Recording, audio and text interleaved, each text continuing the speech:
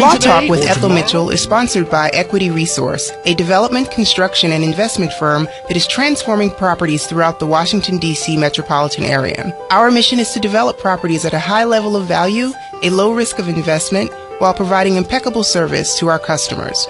When you're ready to sell, renovate, or invest in a property, choose Equity Resource. Call us today at 202-621-6632 or visit our website, equityresource.net. News Talk 1450 WOL, Washington, D.C., a Radio 1 station, and worldwide at WOLDCnews.com. The views and opinions of the following show do not necessarily reflect the views and opinions of News Talk 1450 WOL, Radio 1 Incorporated, or their management.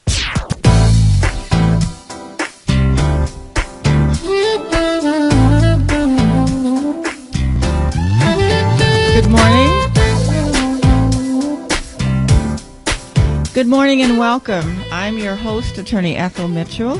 Welcome to Law Talk with Ethel Mitchell. Welcome to all who are listening live throughout the world on Radio 1 Station 1450 AM, WOLDCnews.com, and ethelmitchell.com. We are going to bring you a outstanding program today. We have on the line already Attorney John Cummings, the owner of the Whitney Plantation in Louisiana. And he will tell us why and how he transformed what was a real plantation into a powerful museum dedicated to giving homage to the enslaved people in the United States, and particularly in Louisiana. We also have on the line Dr. Ibrahima, I may be pronouncing it wrong, and forgive me, please, Dr. Seck, who chronicled the history of the Whitney Plantation and the slave trade between the French coast of Africa and Louisiana. This program, as always, you know, is brought to you by my law office, Wills and Trust, LLC, where I prepare wills, trust, power of attorneys, advance medical directives. So if you or someone you know needs a will or assistance in administering an estate, you can call me at 202-772-1988. As you hear me say every day, I'm on the air, law is really powerful. It can help you or it can hurt you. And we're going to see how law, which is Dr. Seck put it so succinctly, he called it legalized violence against black people in the United States, really, really hurt us. And we need to know it, and we need to know it so that we can empower ourselves. Everyone in the United States needs to know this.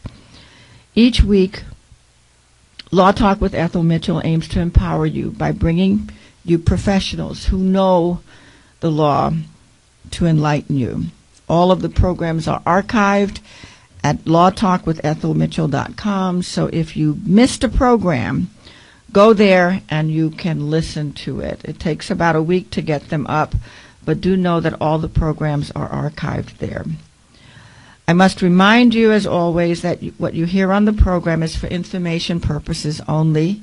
No attorney-client relationship is established by anything said on this program. Each person's circumstances are different, and you must seek individual counsel for any situation for which you need legal advice. Did you know that between 1525 and 1866, according to the Transatlantic Slave Trade Database, 12.5 million Africans were shipped to the New World. 2 million of them died during the Middle Passage. 2 million. 10.7 million survived. Before 1820, on this one plantation alone, on the Whitney Plantation, over 107,000 people were enslaved in Louisiana. And I want my listeners to realize that we're going to be talking about one plantation in one state. And I want you to realize that slavery existed throughout all states in the United States. We tend to think that the North did not have slavery, but that is absolutely not true. There were slaves in New York, in Delaware. Every state in this union had slavery. Okay? It is my pleasure and honor to introduce and welcome to the program Attorney John Cummings and Dr. Seck, who have created a historic site that gives homage to enslaved. It is the only one of its kind in the United States. And I encourage my listeners to Google the Whitney Plantation, where you will see pictures of what Attorney Cummings and Dr. Seck have created, which show in very vivid detail the life of one slave community on one plantation. Attorney John Cummings was born and raised in New Orleans. He is a retired trial attorney. He attended Loyola University, where he earned a degree in business administration and his law degree. He is a real estate developer and owns literally thousands of acres of property.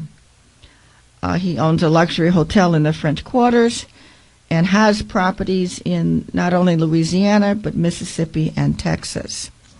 For decades, he has been a crusader for the rights of African Americans, including in 1960, where he fought against the closing of the giant Audubon Park swimming pool rather than integrate it. He worked with other locals in New Orleans to successfully open it as an integrated facility. Dr. Seck is a member of the History Department of the University of Dakar in Senegal. His research is mostly devoted to the historical and cultural links between West Africa and Louisiana. His doctoral dissertation was entitled African Culture and Slavery in the Lower Mississippi Valley from Iberville to Jim Crow. He is a collaborator of the West African Research Center located in Dakar, Senegal, and is the academic director of the Whitney Plantation Museum of Slavery. The museum is located between Wallace and Edgar, Louisiana, in St. John the Baptist Parish. It's approximately 35 miles outside of New Orleans, and I encourage all of my listeners to go to it. I encourage all academicians, black and white, to learn this. This is a critical part of the history, not just of black people, because it is a story of how white people treated black people in the United States of America for over 200 years. It is the story of how George Washington treated black people on his slave as he was building this country. It's the story of how Thomas Jefferson treated his people, his black people on his plantation while he was writing the Declaration of Independence. So it is uniquely the story of American history, and we need to know it. We need to know it. So Attorney Cummings and Dr. Seck, welcome to Law Talk with Ethel Mitchell. Thank you so much for agreeing to be on this program. Well, thank you for inviting us. It's an honor. And Ibrahim and I are, of course, I'm Caucasian. Mm-hmm. And Ibrahim is very much African. And as he'll tell you, about 60% of our slaves early on came from Senegal. Mm-hmm. So I would like, first of all, I'd like to call you Ethel, if that's okay. And Please my name do. is John. I have always wondered why, and as I became better educated, even more so did I wonder why. All of the great works on any subject were praised when they were completed, and then eventually found themselves on a shelf somewhere, unused. And what we wanted to do was not only to produce an excellent museum, but to motivate academia, and there's no criticism here at all, but motivate academia to bring their great works study former great works and implement their knowledge in order to change, in order to produce change. And one of our purposes here is to return to the table in 1865 and to get a consensus among people of goodwill and identify those things that we, as Caucasians, denied our brothers from Africa. And once we have consensus of those deprivations, we hope that we could then embrace them and own them and determine what it is that we as a people can do. What can we accomplish in order to remediate the things that have been experienced by African Americans? And so far, it's been our belief that it is education. And once educated, all of the lights go on. We don't find, here in New Orleans, we don't find college graduates in drive-by shootings. Mm-hmm. We don't find college graduates in our black neighborhoods selling crack and addicting their brothers. Mm-hmm. And so we have looked at that, and I'll get to that a little bit later. But it's very important that when we praise people who have done great works, even in this subject, great works have spent years, maybe a lifetime, in research.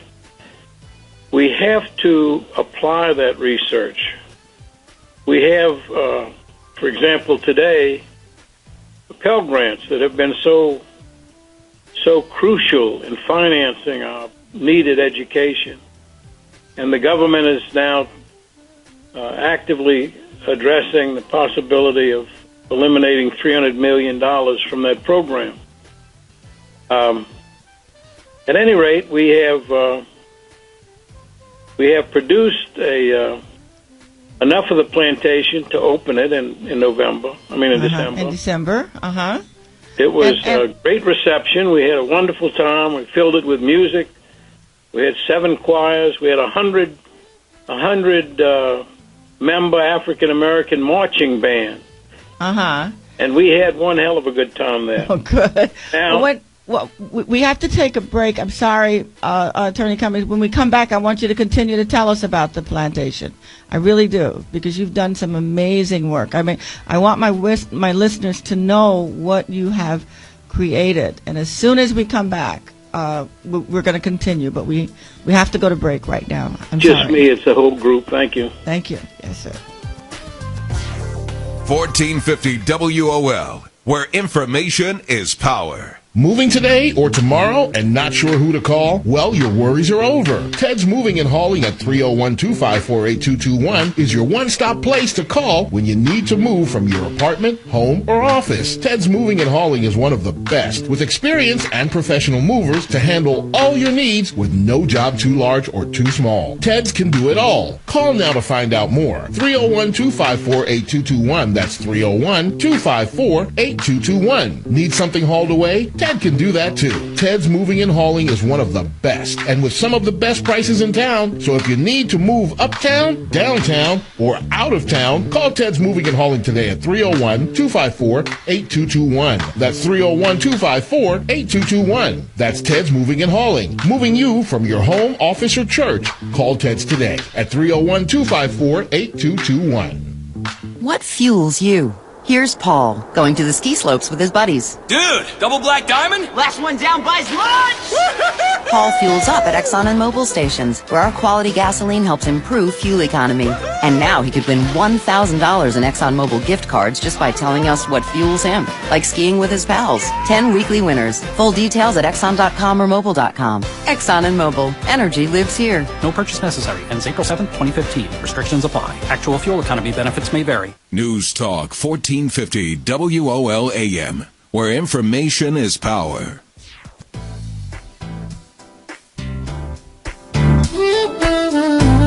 Welcome back. You're listening to Law Talk with Ethel Mitchell, and Attorney Cummings was talking to us about how and why he created the museum. Attorney Cummings, can you tell us a bit more about the structures and the memorials that you have created on the plantation, that particularly the one that caught my attention as I looked at it online, and I will be there soon, is the bronze memorializing of the names of slaves and the statutes and so on. Tell my audience about those and what they are and what they mean, please, sir. Ethel, I'm going to describe one since you asked me, and then I'm going to ask Dr. Seck to come in and to tell you what a magnificent product he has produced, yes, how he did it, and how it relates not only to Africa but to all African Americans in America. Yes. One of the prime memorials there at the plantation, Ethel, is what we call the Field of Angels. Mm-hmm. And that's where the bronze statue of the African angel holding a dead child, a dead slave child. I can't go there without crying. Mm-hmm. We have the names engraved in granite of 2,200 slave children who died before their third birthday. Wow. We have the names of the child, the date of death. We have his age, her age, and the name of the mother. Now, that's great, yeah. But it's the only record, Ethel, that those people ever lived, those little guys and girls ever lived. And many times we have a situation where, for example, the mother would die in childbirth, and so the child did not have a name. So in that section where it said the name is written little Negro or Negro child, and on age only the word little. Wow. With no name for a mother. And there were many who died in childbirth, many who were struck by lightning, many who fell into the boiling waters of the laundry pot every Monday, drowned, and very, very, very, very moving part of the history, but it's important. Yes. Infant mortality was high, white and black, but 4 times greater with black. Yeah, yeah. All right, now, Dr. Seck, Ibrahima Seck, pronounced Ibrahim, another word for Abraham. And he's here. He came with us 13 years ago as the brains of this maneuver. And he came to us 2 months in the summer and worked on retainer for the rest of the year in Africa. And he is probably one of the top 10 informed scholars on the Atlantic slave trade. Ibrahim? Thank you, John, and good morning. Good morning, Dr. Seck. Thank you. Mitchell, I'm glad to be part of this show this morning. Thank you very much. And before I talk about the other memorials, I would like to add something to your introduction about slavery. Yes. Just to remind the people that slavery is a universal thing. You know, it happened everywhere, depending on the time.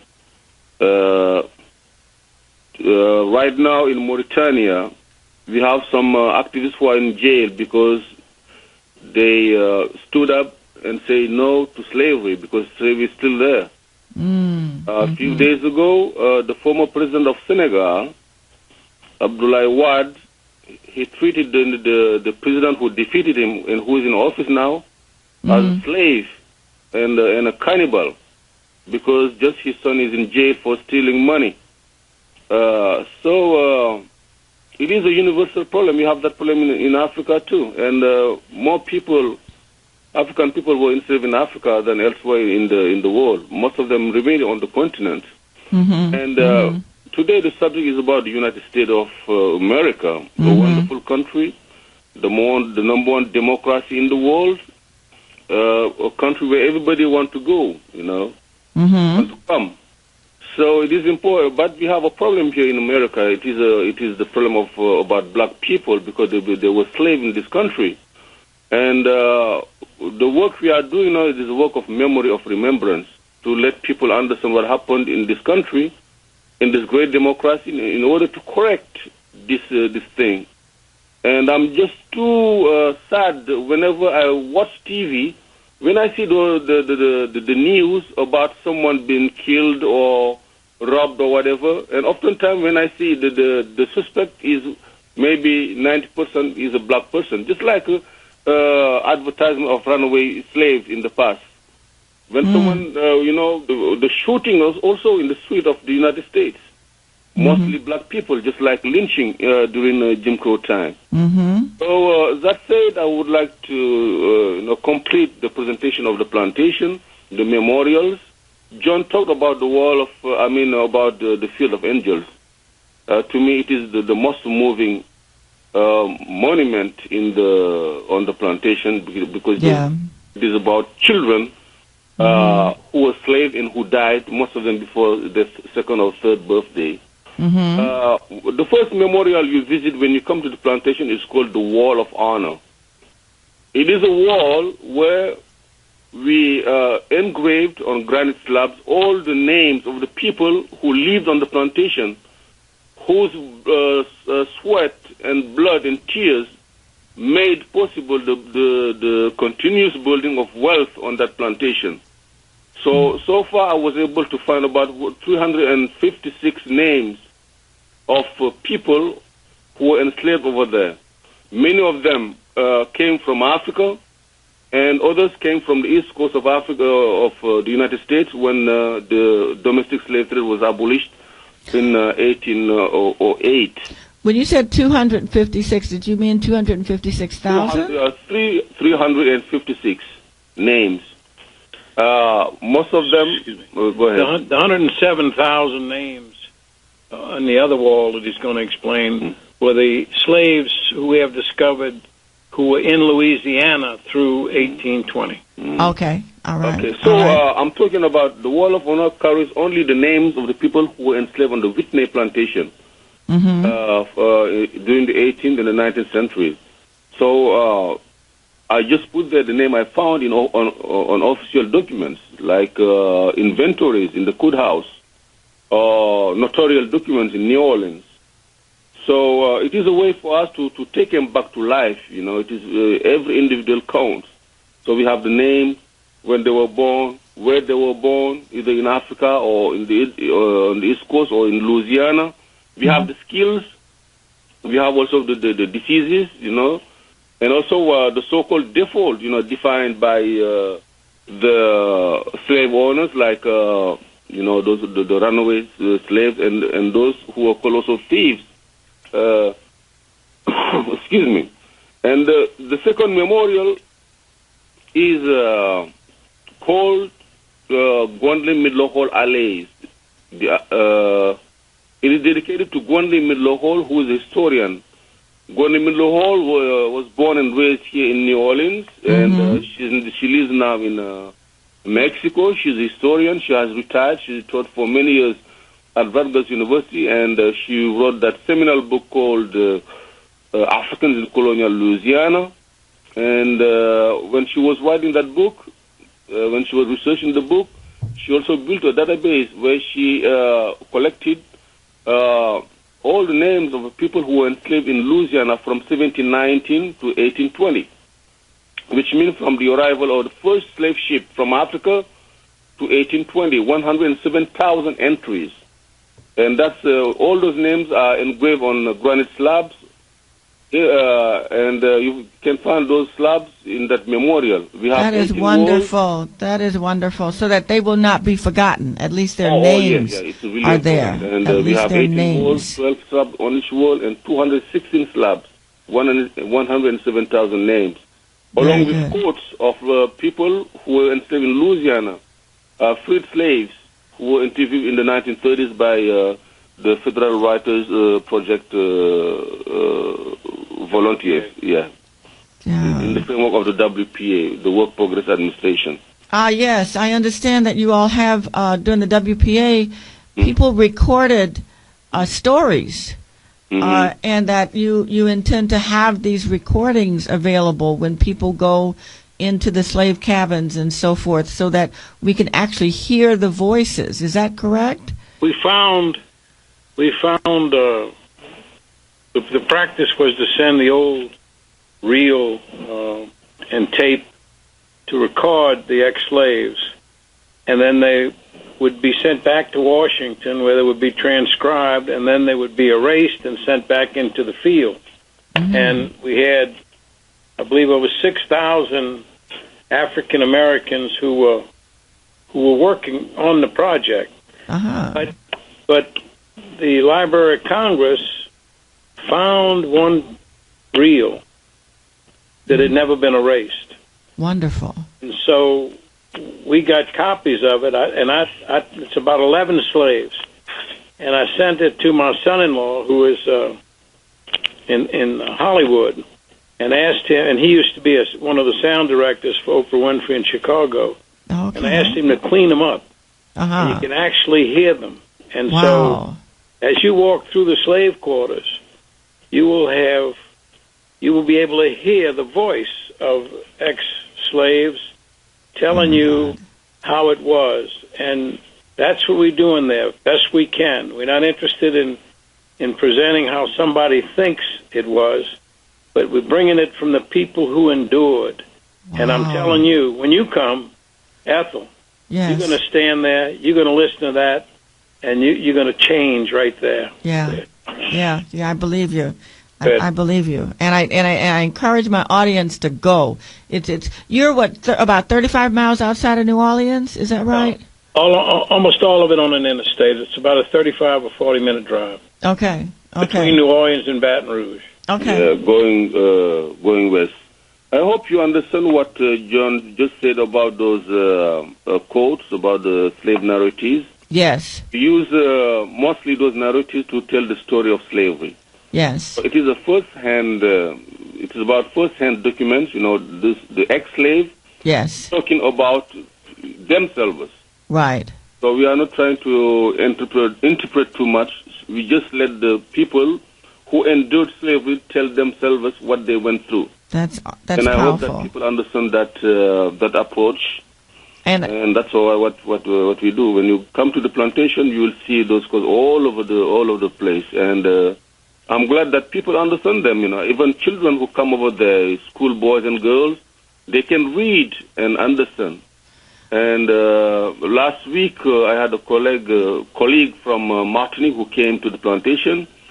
He was able to read those quotes, and he photographed them. And when he went back to Martinique, he translated them and wrote a fine article, which he published for the Francophone world.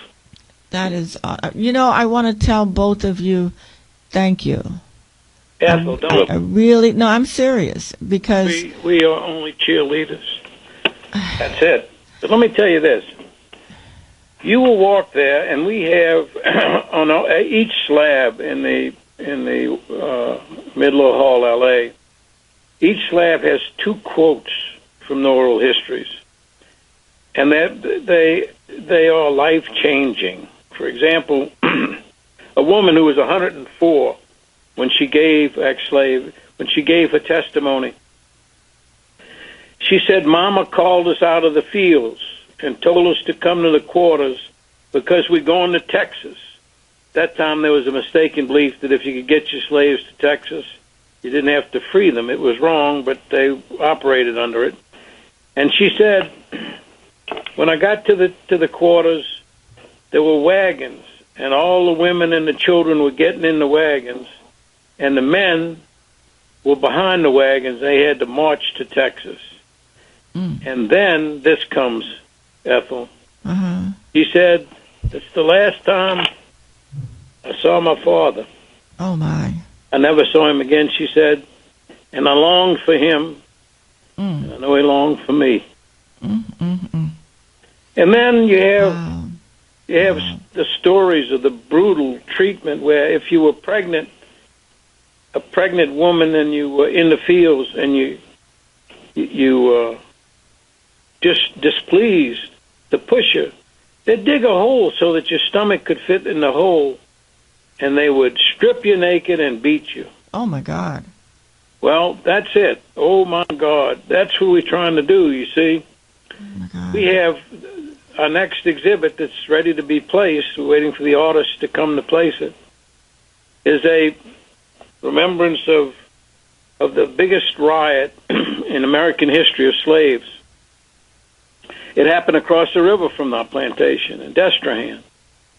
And 400 slaves got together eventually, and they said that they would not be owned by any other man or any country, and that they would be equal and free. That was 1811. And 34 years earlier, in Philadelphia, a group of our people,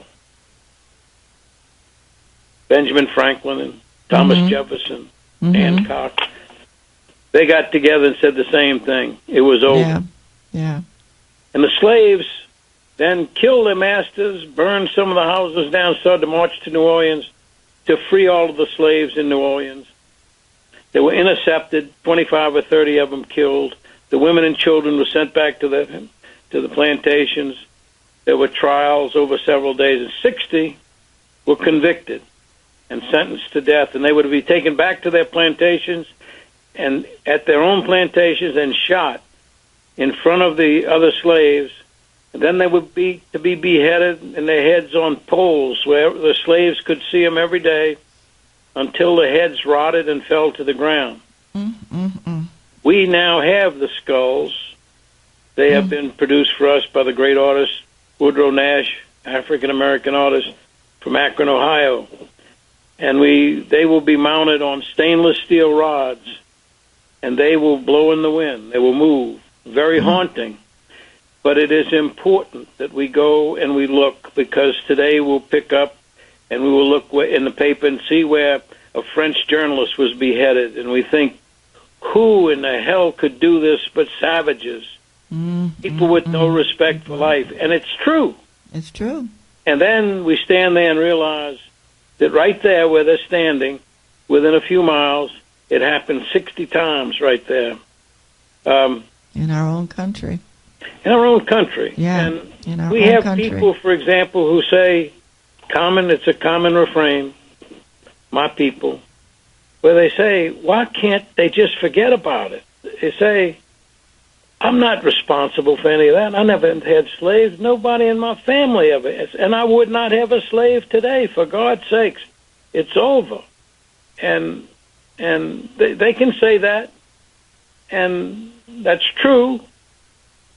But the nation can't say that, Ethel. And our religious institutions can't say that. Yes. And I'm going to tell you something. I don't think that you know this. I don't know that your audience knows this, but in 1452, the most powerful man in the world was Nicholas V. He was the Pope of all Christendom. We had no Protestants then. And he wanted to praise Portugal. So he wrote what's called a papal bull. That's the highest expression of the Catholic Church. And he praised King Alphonse and said that he certainly would go to heaven. He's such a good friend of Christianity. And to reward Portugal, he gave to them the exclusive right to trade in Africa. And they did. And they got timber and animal hides and diamonds and gold and ivory. And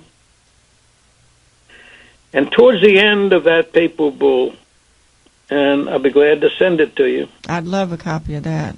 I have it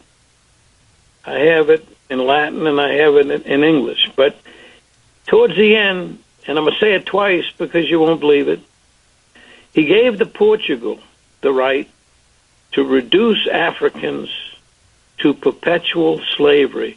The head of all Christendom gave the Portugal the right to reduce Africans to perpetual slavery. And after freedom, Ethel, many of those young male slaves became Catholic priests, never knowing that if it hadn't been for the head of Christianity, there's a possibility that they never would have been enslaved. Yes. And so that is not to put a nice pick in the eye of the Catholic Church.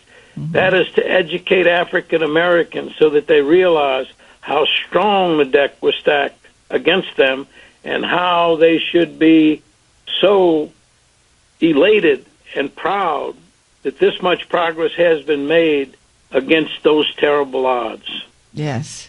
Yes. Thank you. Ms. Mitchell, I would like to add something about religion and slavery. And it is just amazing and heartbreaking how religion has been used through the centuries to justify the enslavement of Africans. You know, before that bull by Nicholas V, you have to remember also that for many centuries, the Muslim traders came to Africa to enslave Africans, and of course with the complicity of African elites who pretended to be Muslims and enslaving people who were not Muslims. So this is a problem. We have that problem until today.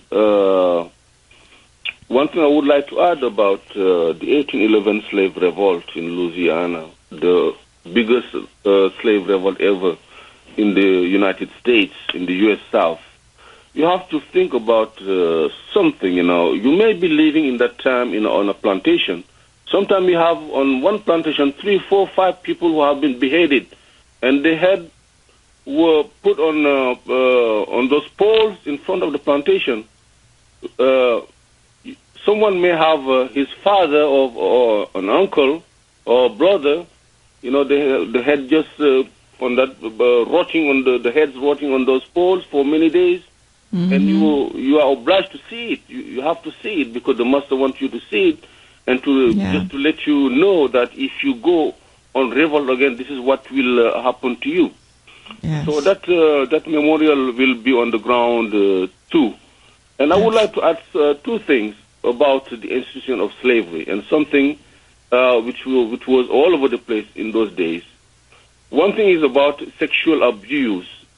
The female slaves, you know, all the slaves were abused, but the female slaves, I think, were really special. They didn't own their body. It was sex on demand.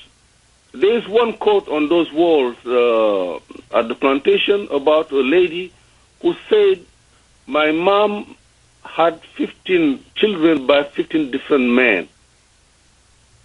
And let me tell you this anecdote. The other days I had a couple of African Americans who came to the plantation, just to tell you how people are uneducated or undereducated about slavery. When the wife read the quote about that woman having 15 children by 15 different men, and the husband said, "What, was he a hoochie mama?" And the wife said, "No, shut up. This is about slavery. These were ladies who did not own their own bodies. They were abused all the time." Yes. That's one thing. The other thing that is really heartbreaking about those quotes and about the institution of slavery, and I think this should be called the first, the number one crime against humankind is the denial of education. Mm-hmm. People were just raised to be beasts of burden. They were raised, the female were raised to be breeders. And everybody was raised to be a beast of burden because you cannot learn how to read and write. We have a testimony. Someone said that if my master said if he caught any of his slaves trying to learn how to read and write, he's going to skin them alive. There is another quote from a slave. I think he said his name was Sam McDonald from Mississippi. He said that when he was very little, he was growing up with his little master. I mean, the son of the master. And the son of the master, knowing nothing about institutional slavery, was trying to help him to read and write. And he said the mistress caught them and whipped him and told him, "You cannot learn how to read and write. You just learn how to. You just can learn how to count. Right now, you learn how to count 1 to 10, because you are responsible of feeding the mules. You have to give to each mule every day 10 ears of corn. You give them more than 10, they die, and they cost more than a nigger." You see how people were raised to be just a piece of burden. Yeah. I think that is we have still that problem today among the African American community about education. And while you're speaking of religion, Ethel, I'm listening. This is Cummings. Yes. If you read the Bible, if you're a Christian and you read the Bible, for example, I'm going back to Nicholas V. He had to read the Bible, right? I mean, he was a pope. Yeah. And if you read Exodus at 21, the penalty for one man owning another man is death. Death. And I have it from the 7 different Bibles. And the strongest one is the Jewish Bible. And there's different phases of the laws and practices, but it was always death. But how did they get around it to make it okay? Well, the same way that they're getting around allowing blacks to vote today, redistricting, it's the same way that they got around the murder statutes during lynching times. It was just an acceptance by those who should have been following the law, especially a pope. But if you have, if there is money involved, you know, Ethel, that there will be corruption. And although the popes at one time condemned the slave trade, many Christians said, well, we know that he condemned the slave trade with Africa, but we didn't know that he meant you couldn't have slaves. Oh, boy. And they refused to, well, it's money, you get paid. And that was that. Now, I'm afraid that we're going to be talking and we'll forget to tell you this, but tomorrow, Sunday, the Plantation has the prime article in the magazine section of the New York Times. It's an 8-page story. Yes. And we probably forgot to say some things, so I'd urge your readers. The other thing is we want you especially, and every one of your readers to get involved. We'll never ask you for money. We've got the money. But we need the brains. Everyone who's listening to this white voice has in their history, they have stories. They know things that we don't know, things that are not written.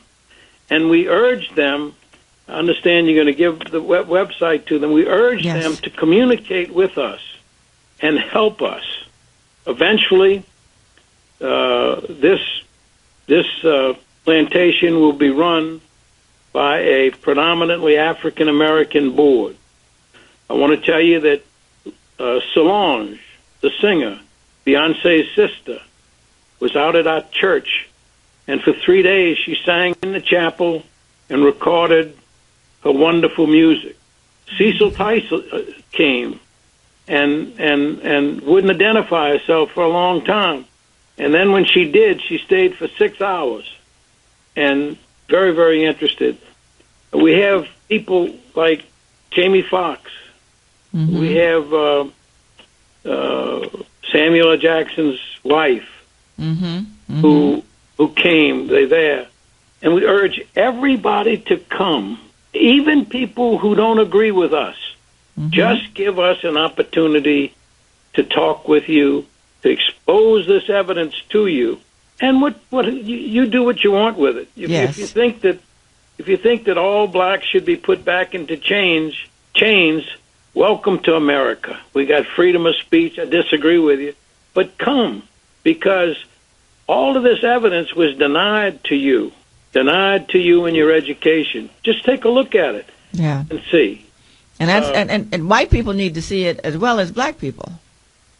Well, that's the whole purpose. People with my color skin have to look and see 60 skulls. We did it, okay? Mm-hmm. And it's not that the thing is, get over it already. But the get over part is get over denying it. Get over not taking the step to see what happened. Yeah. Once they do, I'm going to tell you, Ethel, that we have a board where we ask you to just write a note on a stickum and put it on the board, stick it on the board. Mm-hmm. I've read every one of them. There are hundreds of them. We have nothing negative there. Wow. One kid wrote not enough candy, okay, but I can understand that. I agree with him. But you were talking earlier about laws. I heard part of your last program. Remember this. You think about laws as blacks can't marry whites. You think about laws of slavery like you can never be freed. You think of laws like no slave can testify against a white person. All of those laws. Today, 2014, 15, we have other laws. We have laws that, for example, were sponsored by very, very wealthy people. And what they did, very smart, I got to give the devil their due. They came in starting about 10 years ago, 12 years ago, and started to redistrict their states. Yes. Redistrict their states. Yeah. And so now, many of the representatives of the House in Washington are from what they call safe districts. It's all their party. Shouldn't be. It's all gerrymandered. But they snuck up. They snuck up on the African Americans and did that. Now we have all of these terrible people who, I'll give you an example. Number 3 person on the Republican side is an ex-friend of mine, Steve Scalise. And he's from New Orleans. When he was in the state legislature, there was a bill that said, it was a resolution where the House of Representatives would apologize for the state of Louisiana for its involvement in slavery. And he voted against it. Wow. All right? Wow. And he recently was exposed for going to the equivalent of a Klan rally. Oh, he's the one. Yeah, he's the one. I've heard about somebody like that. Is he the one that's in Congress now? He is. He's third in command of the Republican Party, Dr. Seck. Wow. Yes, Ms. Mitchell, I would like to, since we are running out of time, I would like to just to finish by this statement. I want to say that all we are doing is, we are aiming toward what we call reparations. I'm just very sad. Recently, I saw an article. I didn't know that this article even existed. And it was written by a very important African-American scholar. I have much respect for him. His name is Kip Gates. Henry Gates. Oh, yeah. Saying that those people who fight for reparations should stop because African Americans are here because their own people captured them in Africa and sold them into slavery, which is a very simple analysis, of course. And we know in what circumstances Africans were involved in the slave trade. And I think we need to have people understand very well, the modus operandi of, the slave trade. Well, and beyond, the painful memories we need also to emphasize something, and we're going to do it out the plantation, is that out of this painful memory, we have also so wonderful legacies that we need to emphasize, And I think those legacies are what makes American culture so, everybody wants American culture outside of the United States. Right. Most of the people. It's because, you have the blues in it, you have jazz, you have rock and roll, you have zydeco. Yes. You have all those things, if you take them out of American culture, I think you still have American culture, but I think the South it'd be real different.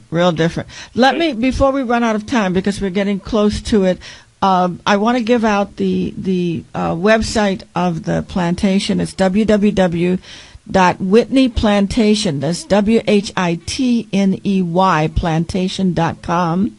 They're on Twitter at WhitPlantation, WHITPlantation, and on Facebook at Whitney Plantation. They can be reached by telephone at 225-265-3300. And Dr. Seck, would you give us the name of your book, please, before we leave, because we're almost out of time. I want my listeners to know about it so that they can order it from Amazon. Yeah, the name is Bouki fait Gombo. Bouki, Bouki, fait Gombo, FAIT, Gombo, like Gombo. The history of the slave community of Whitney Plantation, 1750-1860. Okay, I want my listeners to know that. Of the plantation, right. And also it is widened to legacies like music, food, folk tales. Right. And the name of the book, yes, sir, means, by analogy, the slave does all the work, and the master takes the fruits of the slaves. Yes. Yeah, it's from a Louisiana Creole proverb, Bouki fait Gombo, lapin mange lit. He makes the gombo, and rabbit eats everything. Bro rabbit is, the trickster, and Bouki is the Wolof name for the hyena, and he has survived here in Louisiana. We still have him around. Ethel, one other thing.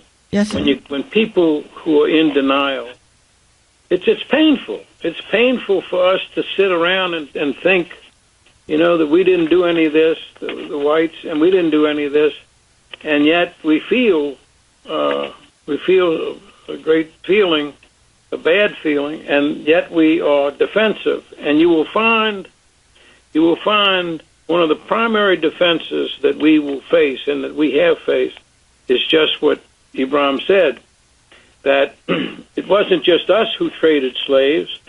Those blacks in Africa rounded them up and delivered them, and they put their own people in slavery. And we say at the plantation, that is of no matter. That is of no matter. What we are doing here, our ministry here, is to examine what happened to those people when they came to our shores. And and there weren't any African chiefs on our shores. Right. This is how we treated those people. Yes. And this is our shame. Leaders lead, Ethel. You have to take steps. You can't write books and do nothing else.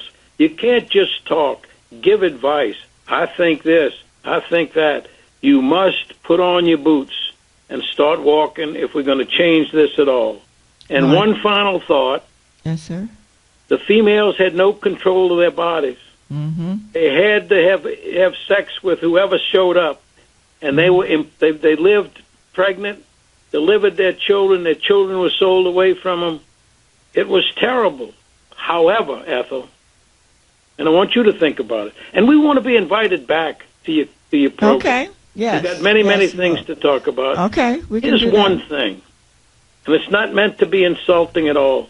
It's an academic situation, and we must study it.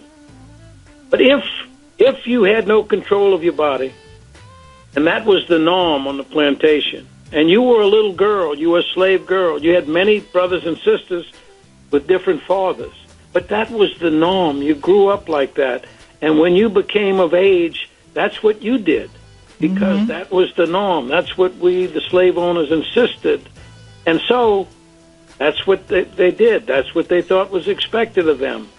And then when freedom came, The gate was open, and that was it. Well, Doc, now, here's a question. We've got to go. I mean, literally, we're out of time. But I want to tell you all thank you so much, and you will be invited back. Okay, and at that point, we'll pick another time, and at that point, I will announce it ahead of time so people will know what to expect, and then I can have people to call in to talk with you. But be sure you come pretty soon, Ethel. Okay, I plan on it. I really do. Thank you all so much. It won't be long. Okay, thank you so much, you all, and thank you for what you're doing. Thank you very much. Thank you very much. Okay, this is Law Talk with Ethel Mitchell, and we will see you. We will talk with you next week. Goodbye. You've been listening to Law Talk with Ethel Mitchell. Be sure to tune in next Saturday at 9 a.m. for another informative broadcast. To reach Attorney Mitchell, you may do so by calling 202-772-1988. That's 202-772-1988. Or log on to her website, www.lawtalkwithethelmitchell.com.